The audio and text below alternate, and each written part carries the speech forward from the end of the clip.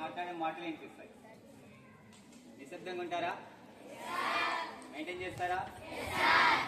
ఉపాధ్యాయుల బదిలీ అభినందన సభ కార్యక్రమానికి సభా అధ్యక్షుడైన నాగరాజేంద్ర సార్ గారికి, అదేవిధంగా ఈనాటి కార్యక్రమానికి ముఖ్య అతిథిగా ఇచ్చేసినటువంటి కమిటీ చైర్మన్ వేణన్న గారికి, అదేవిధంగా మాజీ కమిటీ చైర్మన్ అయినటువంటి శ్రీనివాస్ అన్న గారికి, పిలువంగానే వచ్చినటువంటి మన కిరణ్ సార్ గారికి, అన్నిటి మించి ప్రధానంగా విద్యారంగంలో విద్యార్థుల కోసం అమూల్యమైనటువంటి సేవలు, అపారమైనటువంటి ప్రేమ పిల్లలకి ఇచ్చారు కాబట్టి ప్రధానంగా ఉపాధ్యాయులైనటువంటి నిరుపమ మేడం గారికి, వసలం మేడం గారికి, నాగమల్లయ్య సార్ గారికి, మధు సార్ గారికి మీ అందరి తరఫున, స్టాఫ్ అందరి తరఫున హృదయపూర్వకమైనటువంటి కృతజ్ఞతలు, అభినందనలు.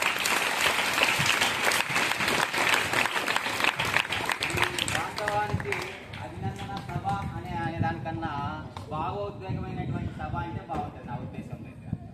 ఎందుకంటే మీ అందరిలో కూడా చాలా భావోద్వేగంగా అనిపిస్తుంది. మొన్న కూడా 17వ తేదీ సార్ వాళ్ళు మేడం వాళ్ళు చేస్తున్నప్పుడు ఈరోజు కూడా చాలా మంది కొంతమంది ఎమోషనల్ అయితేనే ఉన్నారు.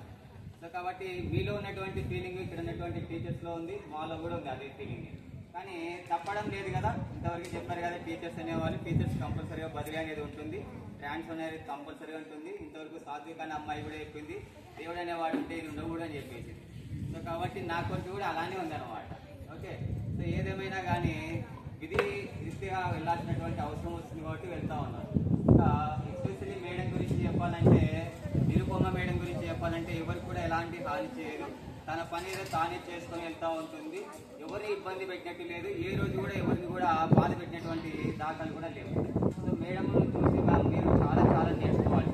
చాలా సున్నితంగా ఇక్కడికి ఎందుకు వచ్చాము, పిల్లలకు పాఠాలు చెప్పడానికి వచ్చాము, మన జీవిత సత్యం అదే అని అనుకున్నలాగా అది పోతే పోనీ లేదంటే ఇక్కడ పోతుంది చూడండి. ఏమన్నా నెక్స్ట్ వచ్చేసి వసల మేడం గురించి. వసల మేడం ఈ విషయంలో చాలాసార్లు కఠినంగా ప్రవర్తించింది. ఎందుకు కఠినంగా ప్రవర్తించిందంటే ఎస్పెషల్లీ అమ్మాయిల విషయంలో ఎక్కువగా కఠినంగా ప్రవర్తించింది. ఎందుకంటే మీరు చేసేటువంటి కొన్ని చిన్న చిన్న పనుల వలన మీ చదువు ఎక్కడ ఆఫ్ చేస్తారో మీ ఇంట్లో వాళ్ళు, పెద్దవాళ్ళు, మీది భవిష్యత్తు బంగారు లాంటి భవిష్యత్తు ఎక్కడ అంధకారం అయిపోతుందనే ఉద్దేశంతో మీ మంచి కోరి మిమ్మల్ని కఠినంగా బాధించిందే కానీ మీరంటే చాలా చాలా ఇష్టం మేడం. ఇంకా ఎస్పెషల్లీ మల్లయ్య సార్ గారి గురించి కానీ లేకపోతే మధు సార్ గారి గురించి కానీ ఎవరు ఎక్కువ చేసి ఎవరు తక్కువ చేసి మాట్లాడినా కానీ నా అంతరాత్మ ఒప్పుకోదు. ఫస్ట్ నా అంతరాత్మ ఒప్పుకోదు. ఎందుకంటే మధు సారేమో మల్లయ్య సార్ ఏమంటాడు అన్న అంటాడు, మల్లయ్య సార్ ఏమంటాడంటే మధు చెప్పు మధు అంటాడు. అంటే మనం పాఠ్య పుస్తకాల్లో అన్నదమ్ముల గురించి చదివినాము, ఓకేనా, మన నిజ జీవితంలో కూడా చదివాము, మన ఇళ్ళలో కూడా చూసాం అన్నదమ్ములను. కానీ ఇక్కడ ఎంతో ఆప్యాయంగా పలకరించుకుంటారు ఇద్దరు కూడా, చాలా చాలా ఆప్యాయంగా.